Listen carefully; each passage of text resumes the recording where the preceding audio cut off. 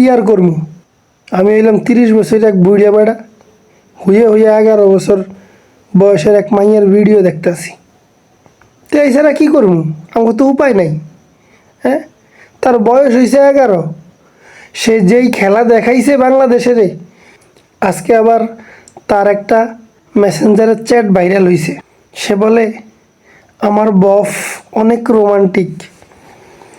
আর মনে করেন আমি 30 বছরের বুড়িয়া বেড়া, বফ কি এরকম এটাই বুঝলাম না। হ্যাঁ, আরও কি জানি জিগায়, এত রোমান্টিক। তার মধ্যে আবার আরেকটা সংবাদ দেখলাম, তার বাপে নাকি জানতো সে যে তার বয়ফ্রেন্ডের লগে পালিয়ে গেছে, সে নওগাঁতে আছে।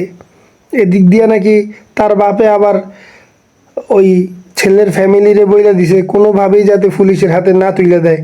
আবার এদিক দিয়ে পুলিশ বাহিনীদেরকে বলছে যে আপনারা তদন্ত বাহিনীদেরকে বলছে যে আপনারা তাড়াতাড়ি খুঁজে বের করেন। এই নাটক কবে শেষ হইব? হ্যাঁ, মন চায় বুঝছস, গাবের ডাইলা আছে না, গাব গাছের ডাইলারে 1 সপ্তাহ তেলের মধ্যে, সর্ষের তেলের মধ্যে ভিজিয়ে রাইখা ওইটার মধ্যে লাল কষ্টিপ আর সাদা কষ্টিপের মিশ্রণ একসাথে লাগায়া উদুম কেলানি দেওয়া যাইতো, উদুম কেলানি। তাইলে মনে কর যে এদিন আক্কল হইতো।